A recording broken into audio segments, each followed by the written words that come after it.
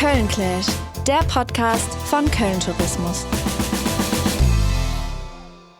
Tag zusammen, es ist mal wieder Zeit für eine neue Folge Köln Clash. Ich bin Ben und jetzt treffen nicht nur wieder zwei Köln verbundene Menschen zum ersten Mal, zumindest in dieser Form, aufeinander. Nee, die beiden kommen natürlich auch wie immer aus zwei völlig verschiedenen Welten, in denen ich übrigens meine halbe Jugend verbracht habe, nämlich Fernsehen und Comic. Und damit wir den Smalltalk, so wie das in Köln hier üblich ist, ein bisschen überspringen, stellen sich meine Gäste jetzt erst einmal gegenseitig vor.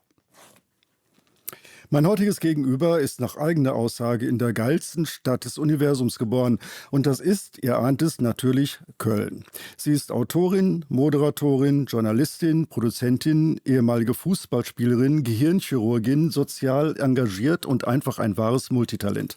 Über viele Jahre hat sie in der Sendung Wissen macht A Kindern die Welt erklärt. Und ich bin gespannt, was wir heute Neues über sie lernen. Ich freue mich auf unser Gespräch. Shari Riefs. Ja, vielen herzlichen Dank. Du hast so ziemlich alles über mich gesagt, was man sagen kann, Ralf. Aber stand ja auch auf dem Papier. Ne? Genau. Super gemacht. Ich bin dran, lese auch natürlich ab vom Papier. Ich freue mich, euch meinen Gesprächspartner Ralf vorstellen zu können. Aber nein, wir sind hier nicht bei Wissen macht A. Mein heutiges Gegenüber hat erst eine Tischlerlehre. Das ist spannend. Ich habe auch mal Schreinerei gemacht. Auch das noch? Ja, 2,5 Jahre. Bei Wieso steht Marco das nicht Decker auf dem Zettel? Das ist wirklich Wahnsinn. Egal. Es geht ja jetzt um dich. Um dann schließlich, Comiczeichner zu werden. Zum Glück. Denn heute ist er der weltweit, ach krass, echt, populärste Autor explizit schwuler Geschichten. Ob Bücher, Kino, Puppenspiel oder Theaterstück. Ja, dieser bewegte Mann hat wirklich nichts ausgelassen. Großartig. Ich freue mich, dass wir heute sprechen. Ralf König. Und ich möchte dich direkt fragen, zu Anfang, lieber Ralf, wenn du einen Comic über Köln zeichnest, was darf darin nicht fehlen? Ich zeichne keinen Comic über Köln. Meine Geschichten spielen einfach meistens in Köln, weil ich diese Figuren, die ich erfunden habe, schon seit 30 Jahren leben die in Köln, Konrad und Paul. Und wenn die durch die Stadt gehen, dann mache ich halt Fotos von der Stadt und dann laufen die daher. Einmal standen sie auf der anderen Rheinseite und guckten auf den Dom. Das ist nun mal, das musste ich einmal dann machen, aber das ist so ein bisschen abgehakt damit. Ich muss es nicht nochmal haben. Aber ist den beiden Figuren denn übrigens auch mal aufgefallen, dass wir am größten Strom Europas leben? Der Kölner hat es ja nicht so damit. Also meine Figuren reden meistens über andere Dinge als jetzt über die Heimatstadt. Das ist so ein bisschen, da geht es höchstens um die schwulen Szene, die sich inzwischen sehr verändert hat. Also als ich damals noch unterwegs war, da gab es Kneipen, die gibt es ja heute alle gar nicht mehr. Von daher ist für viele, die auch damals unterwegs waren, der Blick in meine Comics so ein bisschen nostalgisch. Da gab es den Stiefelknecht noch und James. Den kenne ich. Der war, warte. Wo war der nochmal? Neben dem Timp. Timp, ja, sag mir die Straße gerne. Also auf jeden Fall Heumarkt, aber ja, die Straße weiß ich jetzt nicht. Also Timp war ja diese schräge Travestie, dieser schräge Travestieschuppen, wo die Marianne Rosenberg-Darstellerin immer mit Aschenbechern schmiss, wenn einem die Show nicht gefiel. Das war sehr, sehr gefährlich, weil die Aschenbecher aus Marmor waren. Ja, da gab es die Lederszene noch und alles. Und heute bin ich nicht mehr so viel unterwegs, aber ja, wie gesagt, also das Köln-Bild in meinen Comics ist ein sehr untouristisches. Die leben da eben einfach und ich benenne die Orte nicht so. Aber gibt es nicht den Dom? Na, es gibt den Dom in diesem einen Bild, wo sie halt von der anderen Rheinseite gucken, aber ansonsten, ich fühle mich jetzt aber auch gar nicht befugt. Nein, stimmt gar nicht. Ich habe einen Comic gemacht, da geht es natürlich sehr viel um Köln. Da ist mit den 11.000 Jungfrauen die Nummer. Ne? So diese katholische Märtyrerlegende, die man mir damals, als ich nach Köln gezogen bin, erzählte. Und ich dachte, das ist ein geiler Comic. Mit Papst, mit Engeln, mit den Hunnen. Die Barbaren, die waren natürlich sofort wieder von meinem Bild. Und diese 11.000 Jungfrauen dauerte dann sehr lange, bis ich das geschafft habe, die Geschichte zu zeichnen. Da kommt auch kein Dom vor, weil den gab es ja damals noch nicht. Aber es ist so urkölsch, dass es sehr viel Spaß macht. Und eigentlich finde ich ein bisschen schade, dass das Buch nicht bei Köln Tourismus im Laden liegt. Das kann man ändern. Ist das nicht so? Ich wollte gerade sagen, das ist ja dann durchaus jetzt mal ein guter Hinweis. Ja, das sollte es auch dann sein. Dann bist du ja richtig hier. Jetzt wissen wir auch, warum du gekommen bist. Ja, genau. Um die 11.000 Jungfrauen zu verkaufen. Ja. Genau. Aber wie ist das denn bei euch beiden, wenn du jetzt schon sagst, deine Figuren, ne, die sind halt irgendwie in Köln unterwegs und so wirklich die Orte werden nicht benannt. Wenn ihr jetzt in Köln unterwegs seid, ihr lebt ja schon ein paar Jahre hier, in welchem Veedel seid ihr dann so unterwegs? Wo kann man euch treffen am ehesten? Also bei mir ist es so, ich wohne jetzt zum zweiten Mal in der Südstadt. Und das war irgendwie echt ein Fehler. Weil, ja, Südstadt macht man in Köln, wenn man extrem jung ist. Das ist mega, das ist ganz toll. Und ich kenne ja dieses Severinsviertel noch aus der Zeit, als ich jünger war und da gewohnt habe. Also ich habe so mehr so Bonner Straße, aber noch im Innenstadtbereich gelebt. Und die läuft ja auf dem Klotigplatz und über den Klotigplatz hinaus kommt dann eben die Severinstraße. Also das heißt, dieses Tor, was da steht, ist so quasi der Trenner der beiden Straßen und eigentlich läuft die geradeaus. Und ich weiß nicht, wie es dir geht, Ralf, wenn du durch die Südstadt gehst, aber es ist ein bisschen runtergerockt mittlerweile, zumindest auf der Severinstraße. Natürlich ändern sich die Geschäfte, ist gar nicht der Punkt, aber es ist irgendwie ist so ein bisschen schmuddelig. Und Ist das nicht in ganz Köln so? ja, und das ist aber genau der Punkt. Ich bin halt eine halbe Jungfrau und ich bin eben auch nicht mehr jung. Ich bin keine junge Jungfrau mehr. Und Also nur noch Frau. Dann ja, geh doch richtig. nach München. Nee, das ist mir atmosphärisch irgendwie Ja, ich zu verstehe fern. Brauchen Und Blitz. ich habe, weißt du, wenn ich das vergleichen würde jetzt, finde ich die Sternschanze halt ziemlich geil in Hamburg. Das ist zwar auch so, das ist aber so bewusst runtergerockt, ne? Also es ist so grafisch schön kreativ runtergerockt. Und in Köln ist es so schmuddelig runtergerockt. So ein bisschen ähnlich wie Berlin. Ich sage auch immer, Köln ist so die Mini-Schablone von Berlin eigentlich. Und der Unterschied ist eben der, also zumindest geht es uns Kölner ja da auch gerne so, wir sind ja größenwahnsinnig, wofür wir ja nichts können, weil wir ja von den Römern abstammen. Der Unterschied ist einfach, dass man sich hier so lässt, wie man ist. Also es ist eigentlich, ist noch immer Jod hier Jange. Ne? Es gibt ja so diese klassischen 10 Kölschen Gebote. Und das funktioniert ganz gut. Und es gibt so eine Anekdote, erinnerst du dich? Es gibt in Köln oder gab, da wird im Moment gebaut, Nord-Süd-Fahrt. Dann ist oben Wehmeier hieß der Laden früher. Ich weiß nicht, wie der danach hieß. Ist so vom WDR aus Richtung Süden schauend Nord-Süd-Fahrt. Da oben ist auch dieses riesengroße Kaufhaus, was sie ewig lang gebaut haben, bis es fertig war. Und davor ist dieses Fliesengebäude, bevor man die Unterführung runter Richtung Süden fährt. Und vor diesem Fliesengebäude standen mal diese Buchstaben Liebe deine Stadt. Die stehen da nicht mehr? Nein, weil da gebaut wird im Moment. Und das ist halt das, was mich mit der Stadt verbindet. Und zwar die Tatsache, dass diese schönen, geschwungenen Buchstaben, wie man das eben aus der Grundschule noch kennt, so richtig schön gezeichnet, eigentlich in der roten Farbe leuchtend da oben stand und man sich gefragt hat, wie kommen die überhaupt dahin? Und das ist das, was mich so fasziniert an Köln. Man hat fast das Gefühl, da stand jemand irgendwie im Stadtrat auf und hat gesagt, wisst ihr was, ich habe eine Idee. Du kennst das, ne? Wie das in Köln so ist. Ich habe da so eine Idee. Mir schwimmt da was vor im Kopf. Wir stellen die genau an diese Stelle, und das ist halt Köln, die schaffen das vor das hässlichste Fliesengebäude der Stadt zu stellen. Das ist ganz hässlich. Ja. Ganz hässlich, mit diesem Satz dahinter, pass auf, dann ist es doch wieder schön.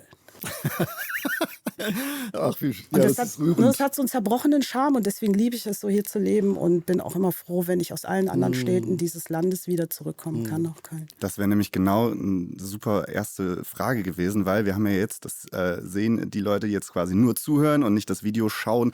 Wir haben quasi so zum Einstieg, und es ist Sommer, es ist sehr warm, deswegen habt ihr das schon bekommen, euch gefragt, was ist denn so euer Lieblingsgetränk, und haben euch das jetzt quasi schon serviert. Ihr habt das jetzt quasi vorab schon bekommen und ich bin sehr froh, dass ihr alle Kölsch genommen habt. Ich habe dann auch mich direkt angeschlossen. Jetzt sitzen wir hier und trinken alle zu dritten Kölsch.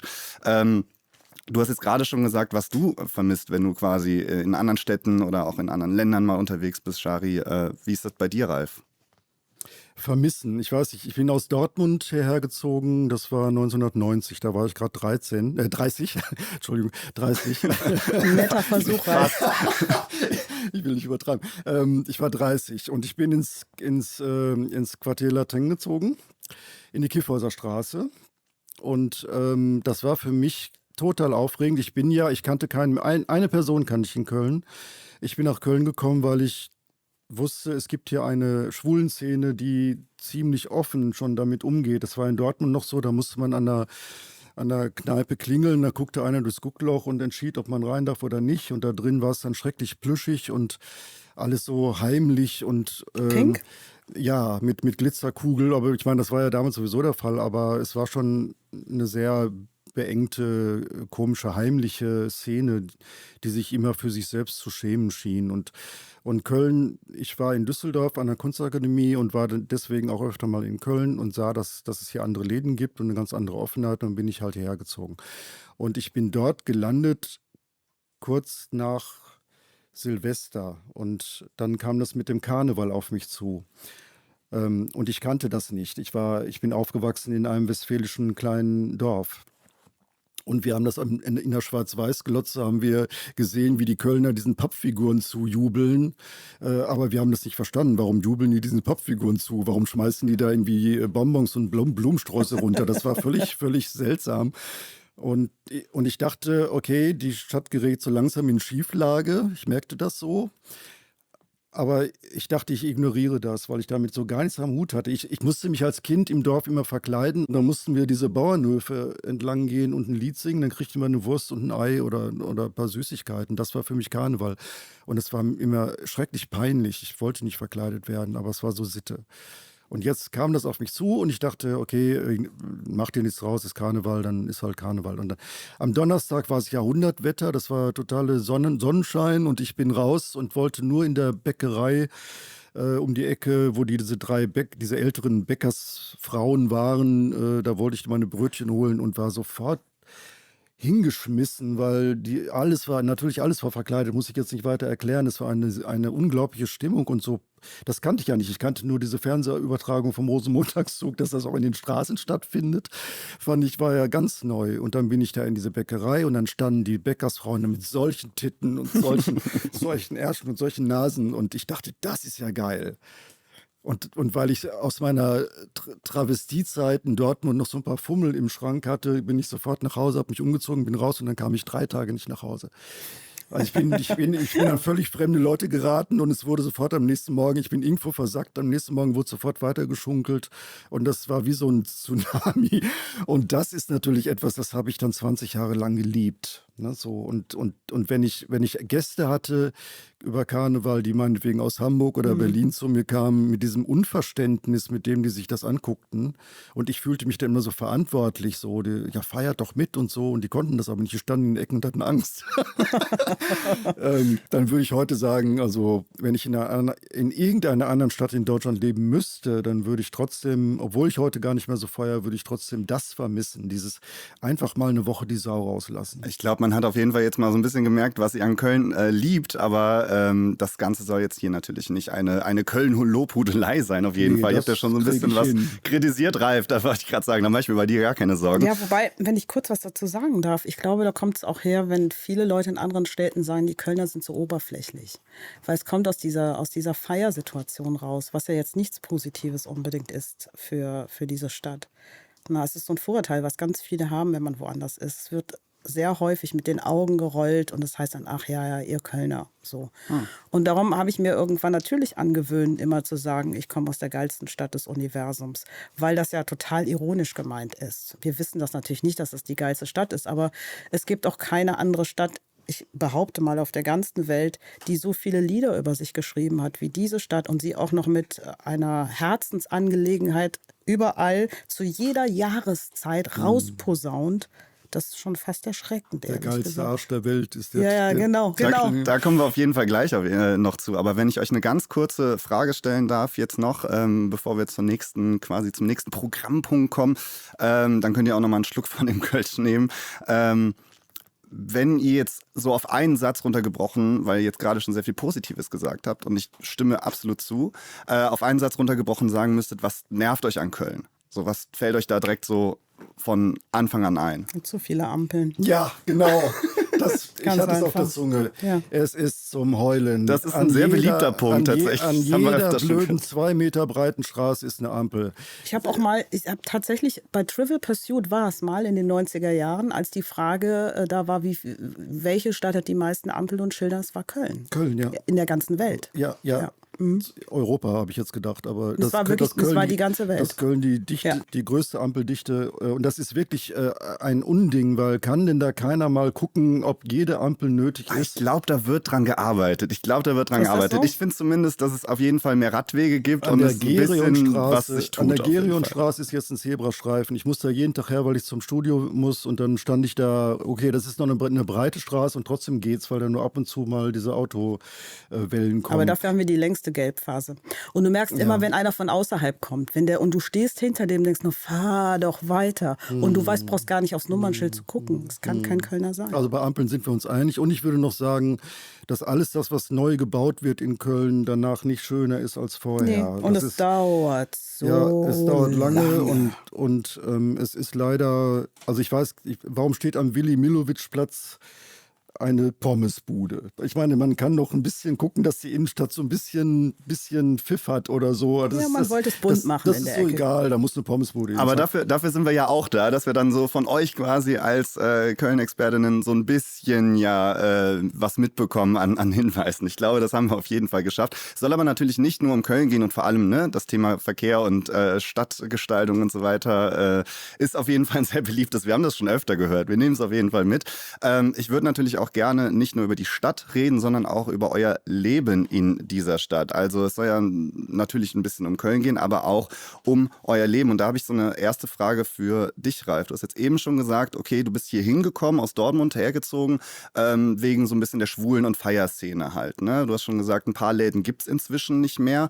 Aber wie würdest du sagen, jetzt ist auch ja bald irgendwie Christopher Street Day und so weiter. Wie hat sich denn so die Schwulen- und LGBTQ-Plus-Szene hier in der Stadt verändert in den letzten 20 Jahren? Naja, es ist damals von diesem kleinen Straßenfest in der Stephanstraße war es, glaube ich, ne? Wo das Teddys war und Chains und so, die Lederecke da unten in der Altstadt. Das war eine Sache von, weiß nicht, 50 Metern oder so. Da war eine Heidenstimmung, ich war dabei, das war eine super Stimmung, es war super heiß.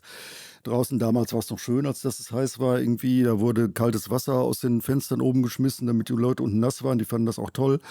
Und das war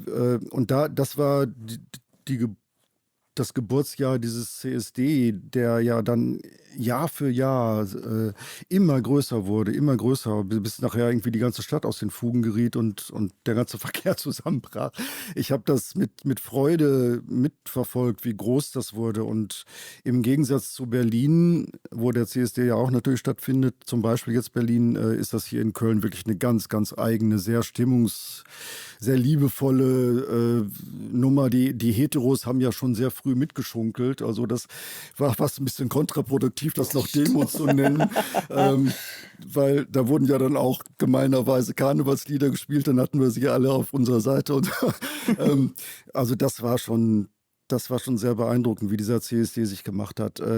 Heute muss ich sagen, ich bin ein bisschen raus. Ich bin 61, ich bin nicht mehr so auf Party und auf diese Dinge. Ich gehe noch hin und gucke mir das wie der milde ältere Onkel so an, ne, so, aber ich bin nicht mehr 1:1 dabei. Das ist aber auch, das hat jetzt das nicht nur mit Köln zu tun, sondern überhaupt mit der ganzen Entwicklung der ganzen LGBTQ-Geschichte oder so, da bin ich meine Generation und da habe ich ein bisschen Schwierigkeiten, immer zu folgen.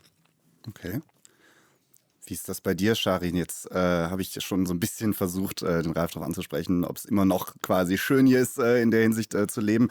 Du bist auch nie wirklich weggekommen aus Köln. Also dich hat es wirklich hier echt, hier hast du wirklich deine Wurzeln geschlagen. Nee, stimmt nicht. Du bist zwischendurch auf jeden Fall weggekommen, Ja. aber du bist ja immer noch sehr Köln verbunden, muss man sagen. Ja, seit ein ich paar bin Jahren. zurückgekommen. Genau, richtig. Warum bist du zurückgekommen, beziehungsweise was hält dich jetzt gerade hier? Also erstmal habe ich als Kind ja hier nicht gelebt die Das ganze stimmt, ja. Zeit. Ich habe in New York gelebt als Kind, weil mein Vater dort gearbeitet hatte. Und letzten Endes bin ich dann, als ich hier in Köln groß geworden bin, habe ich ja Fußball gespielt. Das heißt, ich habe schon allein deswegen in vielen verschiedenen Städten in Deutschland gelebt. Also in Oberursel bei Frankfurt, weil ich in Frankfurt gespielt habe, und Bad Neuenahr, Franken in Oberfranken, weil ich halt in Bad Neuenahr gespielt habe. Ansonsten, ich bin zurückgekommen nach Köln aus zweierlei Gründen. Der eine Grund war, dass es mir wichtig war, in der Nähe meiner Familie wieder zu sein, weil man natürlich auch eine gewisse Mitverantwortung hat, wenn die Eltern älter werden, dass man einfach um die Ecke ist. Und der zweite Grund war, dass ich halt eine Wohnung gefunden habe direkt neben dem FC-Stadion und somit das große Glück hatte, nur zu Fuß hingehen zu können. Und das war mir einfach total wichtig, dass ich da in der Nähe des Stadions wohne. Ich bin ja FC-Ehrenmitglied und Stiftungsmitglied des 1. FC Kölns und es ist halt wirklich eine Herzensangelegenheit. Ich sage immer, ich bin infiziert. Ich bin kein wahrer Fan, aber ich bin wirklich infiziert und mir ist der Verein auch sehr wichtig. Ich engagiere mich da auch ehrenamtlich sehr viel in diesem Verein. Ist auch immer schön, wenn man das jetzt nicht darf, aber ich finde, das ist auch so eine Stiftung, wo man ruhig sein Geld auch reinschmeißen kann mit gutem Herzen, weil wir viel Gutes tun, auch für junge Leute und eben auch gerade aktuell für den Ukraine-Krieg und so weiter. Und das andere ist, dass es ist super schön grün. Also ich habe in Junkersdorf dann gewohnt, als ich wieder zurückkam. Es ist sehr, sehr grün. Man kann halt auch gut laufen gehen da und man nennt Köln, meine ich, sogar die grüne Lunge NRWs, habe ich mal gehört. Und das ist das Tolle an der Stadt. Das wirst du wahrscheinlich genauso sehen, Ralf. Wir leben ja in der Innenstadt, also ich wohne jetzt in der Severinstraße, in der Innenstadt wieder, in einer sozusagen Senke. Also das ist ja die berühmte Kölner Bucht, die ja das ganze Jahr über scheinbar das beste Klima deutschlandweit hat. Aber nur dieses kleine Stück, nicht der Rest, nicht der Stadtrand.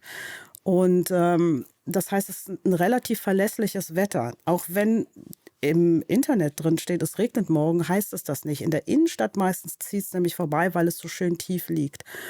Das heißt mit anderen Worten, was ich damit sagen will, ist, dadurch, dass wir so schön begrünt sind, ist mir zumindest aufgefallen, es stinkt nie in dieser Stadt. Eigentlich müsste es ja stinken in der Stadt. Bei so viel, wir wohnen ja sehr dicht in Köln und bei so vielen Menschen und so vielen Autos, aber dadurch, dass es so grün ist, man hat halt hier alles und man ist schnell in Frankreich, schnell in Holland, schnell in Belgien. Ich fahre jetzt auch nicht wie ein Berliner 10 Stunden bis nach Österreich, wenn ich Skilaufen fahren möchte.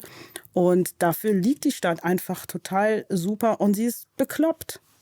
Diese Stadt ist einfach total durchgeknallt. Also die Menschen sind das. Und ganz kurz noch, weil mir das echt wichtig ist, das Besondere an der Stadt ist nicht die Architektur. Das können andere so viel besser. Aber wir haben 2 Dinge. Die eine Sache ist, dass das Besondere der Stadt die Menschen sind. Und ich denke, das wird der Ralf sicherlich ähnlich sehen, weil die machen mit all ihrer Herzlichkeit und ihrem Beklopptsein und ihrer Feierlaune und manchmal auch nerven die total, die Kölner.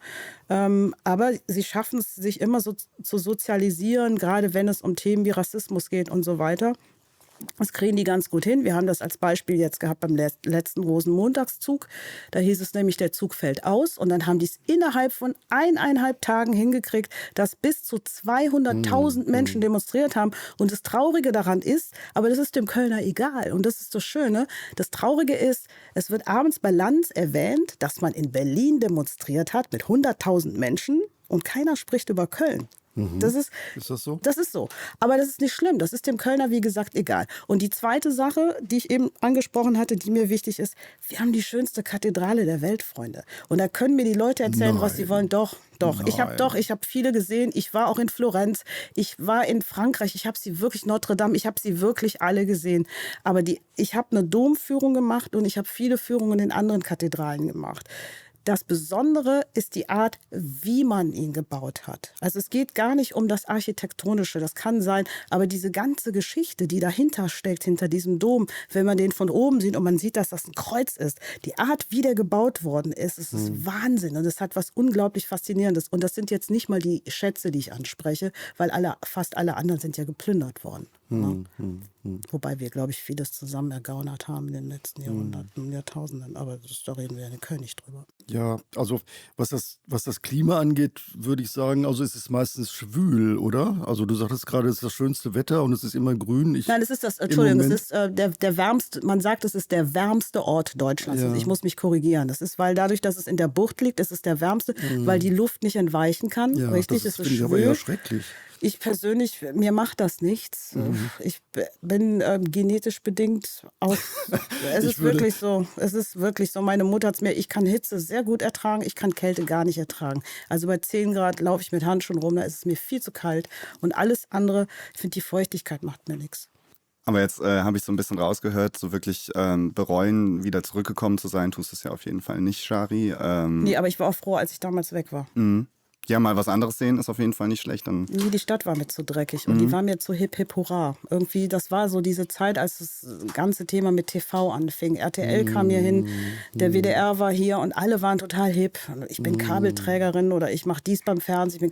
Das war mir too much und ich wollte das einfach nicht. Diese Stadt war nicht mehr so, ich sag mal, mein Köln. Aber wie ist es denn jetzt heute? Also wenn du jetzt gerade schon so ein bisschen über deine Arbeit sprichst, ne? Und bei dir, Ralf, habe ich mir sagen lassen, dass du zum Beispiel sehr gerne, um auf neue Ideen zu kommen für Comics, durch Köln spazierst, ne? Dass du dann eher so ein bisschen herumspazierst und dabei auf neue Ideen kommst. Was hat jetzt so die Stadt oder wenn du jetzt gerade irgendwie herumläufst, was hat das so für einen Einfluss auf euren Arbeitsalltag, auf eure Arbeit? Ne? Also ist das heute so ein bisschen anders? Also wenn ich rumlaufe und das ist richtig, also meistens darf ich das hier sagen, ich rauche meistens einen Joint und dann gehe ich raus und dann laufe ich rum. Die ist aber legalisiert, wann wird das ausgestrahlt, dann ist, vielleicht haben wir es dann endlich durch. Also das mache ich gerne, ich laufe rum, das hat aber jetzt tatsächlich weniger mit Köln zu tun. Ich könnte wer weiß wo rumlaufen, es geht einfach nur ums Gehen, durch dieses Gehen ist was in Bewegung und das Gehirn arbeitet und ich komme auf Ideen. Das Hast ist du dann alles- so eine Spazierroute? Nö, ich laufe einfach. Ich wohne da oben am Stadtgarten in der Ecke und dann bin ich ja schnell da an diesem Grüngürtel und so. Da laufe ich schon ganz gerne mal rum, aber dann bin ich überhaupt nicht in der Landschaft und gucke mir auch nicht die Leute an. Das inspiriert mich also eher weniger. Ich bin dann in meinen Geschichten drin, die ich ja schon ansatzweise im Kopf habe und baue das dann so aus. Ne? Ich kann jetzt nicht sagen, dass Köln mich inspiriert. Das wäre gelogen. Also Das wollte ich, also ich wollte gar kein Fishing for Compliments hier machen, um ehrlich zu sein, sondern einfach wissen, ob es da vielleicht eine besondere Route gibt oder so. Wie ist das jetzt heute bei dir, Shari? Ich meine, du machst ja unfassbar viel. Und hat das dann irgendwie jetzt heute ein bisschen einen anderen Vibe für dich als jetzt damals, wo du gesagt hast, ey, ich muss vielleicht mal hier für ein paar Jahre, für eine Zeit lang weg? Weil du gesagt hast, das hat ja auch mit der Arbeit zu tun, dass es alles so hip war und so weiter. Ist das jetzt heute weniger hip oder bist du einfach erfahrener geworden? Nee, also ich glaube, das wird Ralf ähnlich sehen. Man wird mit dem Alter so viel entspannter auf so viele Dinge. Es kümmert mich auch gar nicht mehr, was um mich herum in dem Maße passiert. Ich bin sehr fokussiert auf meine eigenen Sachen, die ich mache. Ich nehme mir mittlerweile die Zeit, diese Dinge auch zu tun. Ich selektiere seit Jahren regelmäßig auch meinen Freundes- und Bekanntenkreis. Ich werfe regelrecht Altlasten ab. Das klingt hart. Ja, nur, es gibt Menschen, die benutzen dich nur, die nutzen dich aus. das sind doch keine Freunde, oder? Ja, aber das ist ja, weißt du, wenn wir alle von vornherein so weise und so klug wären, das zu merken, dann wäre es so viel einfacher. Ich denke, es ist immer wichtig, dass man für sich selber auch versucht, seine eigene Energie zu sammeln und um sich zu fokussieren auf die eigene kreative Arbeit. Also das sind so die Dinge, die ich jetzt so tue, die mir wichtig sind. Also ich war Ende der 90er, war ich 1,5 Jahre in Berlin. Da bin ich, ich habe hier in der Kiffhauser Straße so eine ganz kleine Wohnung behalten, weil ich dachte schon, das könnte wohl schief gehen. Ich bin da wegen einem Mann nach Berlin, das sollte man ja nie tun. Das ging dann auch schief und ich bin dann reumütig auch zurückgekommen, weil mein ganzer Freundeskreis ist hier. Und das ist auch mein Argument, wenn jemand sagt, ob ich mir noch mal vorstellen könnte, woanders zu leben oder so. Hier sind meine Freunde. Wenn man älter wird, dann topft man sich nicht so schnell noch mal um. Ne? Ja. Wie ist also, um jetzt mal so diesen Part vielleicht auch zu Ende zu bringen und so einen kleinen Bogen zu schlagen. Ihr habt jetzt am Anfang schon so ein bisschen halt angedeutet, okay, alles klar. Du hast mal gesagt, Köln ist die geilste Stadt der Welt. Du hast mal gesagt, Köln ist nicht mehr der geilste Arsch der Welt. Also jetzt abgesehen davon, dass die Aussagen sich in der Wortweise ähnlich sind. Und ohne, dass wir jetzt hier irgendwie Streitschlichter sein wollen oder so bei Köln Clash, wie kriegen wir jetzt die Aussagen irgendwie zusammen nochmal so abschließend jetzt hier zu diesem persönlichen Teil? Ja, ich finde, grundsätzlich sind das ja zwei völlig unterschiedliche Aussagen. Du hast ja schon gesagt, es war ein bisschen ironisch dabei. Genau, richtig, absolut. Und der geilste Arsch der Welt, das kommt eben auch aus der homosexuellen Szene, ne? Ganz, ganz bewusst. Unüberhörbar. Unüberhörbar, genau. Und das ist auch ganz bewusst so getextet worden. Ich finde es einen großartigen Song, der aber auch in gewisser Weise metaphorisch gemeint ist. Und so muss man das auch sehen. Und wenn ich sage, es ist die geilste Stadt, und auch gleichzeitig dazu sage, dass es ironisch gemeint ist, dann sehe ich das ähnlich wie Ralf, der sagt, dass mich das auch manchmal nervt. Mich nerven auch viele Sachen in dieser Stadt. Da geht es jetzt weniger um die Lautstärke, weil ich mir dann sage, ja, ich habe auch Party gemacht und ich war eben leider auch laut damals. Und gerade jetzt nach der Pandemie haben die alles recht, richtig laut zu sein. Aber das ist nur meine persönliche Meinung. Absolut, ja. Was mich so nervt in dieser Stadt ist der Dreck, sage ich ganz ehrlich. Ich finde viel zu viele Baustellen. Und wir haben das Thema mit den Ampeln ja auch schon gehabt. Dann haben sie jetzt mal angefangen, Radwege zu machen. Traurigerweise muss man sagen, ich finde es total super, dass viele Radwege entstanden sind, die ungefähr 50% Fahrradfahrer, die es, wenn überhaupt in Köln gibt, nutzen, weil wir haben eine wunderbare Straßenbahnverbindung. Und auf der anderen Seite hast du jetzt einspurige Straßen. Ich sage nur als Beispiel Hahnenstraße auf die Aachener Straße, wo es sich regelmäßig staut. Das zum Thema Klima und CO2-Ausstoß. Da frage ich mich, was hat es gebracht? Vorher hat es sich auf 2 Spuren verteilt, jetzt ist es einspurig. Und dazu kommen die vielen Ampeln. Das ist nämlich genau die Problematik. Das heißt, ich kann nicht mit der einen Sache anfangen und das andere nicht hinterher machen. Und das ist halt so ein bisschen, in Köln hat man sehr häufig das Gefühl, da fängt jemand was an, ach, ich habe eine Idee. So, und dann wird diese Idee ausgeführt, aber es wird nicht zusammenhängend zukünftig gedacht. Also es wird nicht logisch verknüpft mit allem, was man drumherum vielleicht noch machen sollte. Und da bin ich ganz bei Ralf, das nervt mich irgendwie wirklich sehr. Was ich sehr schade finde, weil wir haben die Flexibilität, gerade in dieser Stadt. Aber leider obliegen wir so häufig dem Klüngel. Ist auch, ja, genau, das ist so ein bisschen so ein kölsches Chaotentum. Das, Ja. Ich finde es ja auch immer, ich widerspreche mir, aber ich glaube, Köln ist die einzige Stadt, wo am Bahnhof zumindest bei jeder Bahn, die einfährt, gesagt wird, bitte gehen Sie in die Bahn rein und bleiben Sie nicht am Eingang stehen. Das finde ich, dass man den Leuten das sagen Das muss, stimmt, dass ja. solche Dinge wie an der Rolltreppe, dieses links stehen, rechts gehen, ist absolut uninteressant. Das nervt mich. Ich habe es eilig, ich will nach oben. Ich habe auch nicht diesen Reflex auf der Rolltreppe, dass mein Gehirn sofort gelähmt ist und ich stehe. Ich kann auch eine Rolltreppe hoch oder runter gehen. Und vor mir stehen dann 2 Tussis irgendwie, die sich unterhalten und versperren mir den Weg. Und wenn man dann vorbei will, dann gucken sie an, wie ist doch eine Rolltreppe, keine Lauftreppe. Das ist auch Köln. So ein gewisses irgendwie alles egal irgendwie. Ich stehe hier, kommt ihr klar. Ja, es gibt so 2 Seiten. Das ist so diese eine Seite. Die andere Seite ist, wenn es halt wirklich, ich kann mich daran erinnern, als die AfD hier ihre große Conference gemacht hat im Maritim Hotel, meine ich, wäre es gewesen damals. Das einzige Hotel war, das die Türen aufgemacht hatte. Waren Tausende von Studenten auf dem Heumarkt, die da saßen. Die ganzen Schiffe haben nicht mehr angelegt. Die Taxifahrer haben sie alle. Ja, ja. Das ist halt diese Stadt und das Ja, fasziniert ja, mich. ja. Das habe ich. Ich habe in vielen Städten Deutschlands gelebt. Das habe ich so in dieser Art woanders noch nicht erlebt. Ich finde auch, was auch noch dazu kommt, um leider nochmal, tut mir leid, zum FC zurückzukommen. Ach, nach der Saison kannst du, also da Bin ich sei auch dir der gegönnt, Meinung. sei dir Danke. gegönnt. Was ist denn mit der Saison? Die lief ganz gut auf jeden Fall, muss dazu Also sagen. wir sind 7. geworden und ich zahle ja Mitgliedsbeitrag, deswegen kann ich das auch so sagen. Was ich großartig finde ist, und das sagen auch Gegner, die in dieses Stadion kommen, diese Atmosphäre und die Stimmung, wo ja viele drüber lächeln und sehr viele JournalistInnen auch gerne mal sagen, ja, die Kölner, jetzt feiern sie sich wieder selbst und in Köln sind ja sowieso nur die ersten 10 Minuten interessant, wo sie die Hymne singen und danach ist vorbei. Das ist natürlich totaler Quatsch. Du gehst in dieses Stadion rein und du weißt vorher schon, die verlieren oder die gewinnen. Weil du siehst es an der Haltung derer, die da reingehen. Du siehst es an der Haltung der Stadionbesucher. Total.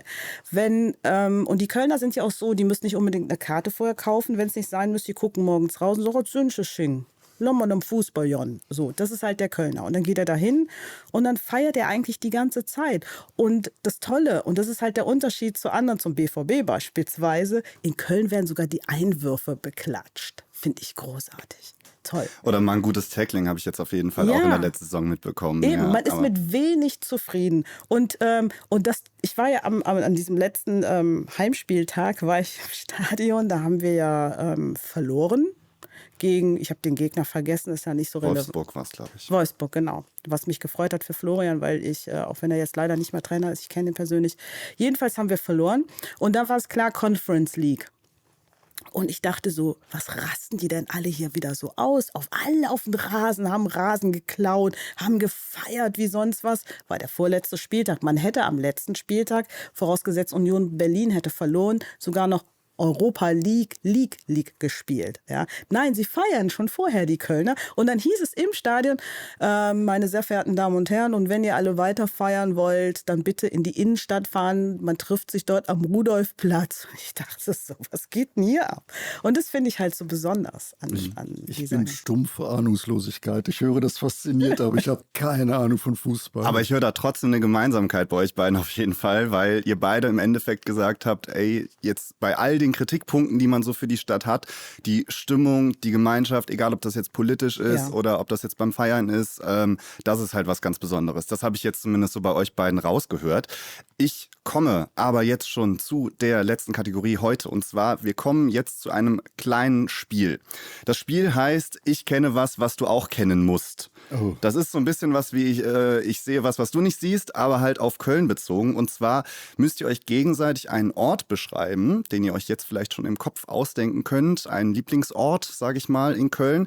Und dann versucht ihr der anderen Person diesen Ort zu beschreiben und die andere Person versucht zu raten. Das ist so ein bisschen die Idee von ich kenne was du auch kennen musst. Das heißt, vielleicht eine Empfehlung eventuell, muss aber nicht sein. Hat einer von euch schon einen Ort im Kopf? Nö. Du? Ja, ich weiß noch nicht, ob der passt. Das ist egal, das ist egal.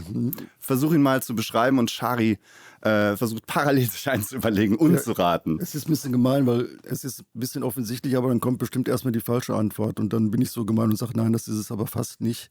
Es ist sehr, sehr still.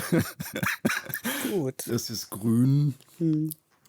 Es ist nur zu einer bestimmten Zeit geöffnet. Es hat Moos angesetzt teilweise. Da liegen Leute rum. Es ist ein Friedhof, ne, wahrscheinlich. Ja, es ist ein Friedhof. Aber wahrscheinlich. Ich würde jetzt den falschen Friedhof ja, sagen. ja, Ich weiß, eben, was genau, du meinst. den ganz berühmten, den meine ich jetzt mal nicht. Den hatte ich nicht im Kopf, ehrlich gesagt. Erzähl weiter. Es ist sehr, sehr alt. Ja. Und es erzählt die Geschichte von den katholischen Kölnern, die alles andere als Elende und Protestanten. Der jüdische Friedhof ist es nicht. Okay. Nee, es ist. Nee. Okay.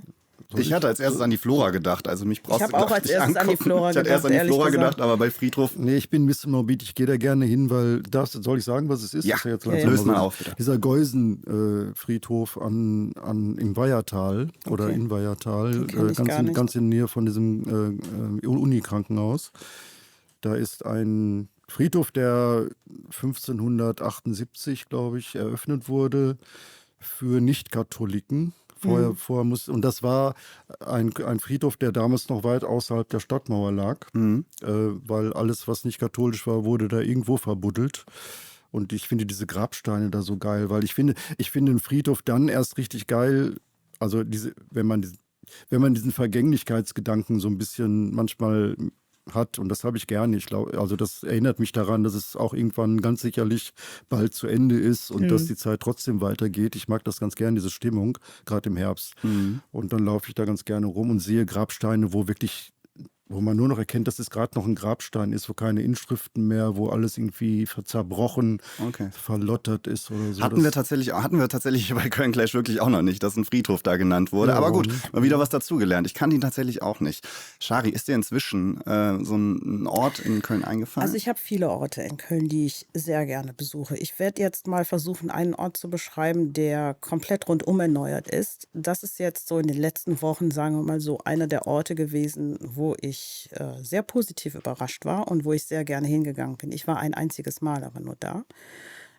Ich würde ihn jetzt nicht als meinen Favorite-Ort sehen, aber ich würde ihn als einen Ort sehen, den ich in den letzten Wochen gerne besucht habe. Okay. Es ist ein Gebäude mit einer Kuppel, die gebaut wurde von einem sehr kreativen Menschen, der mittlerweile nicht mehr lebt.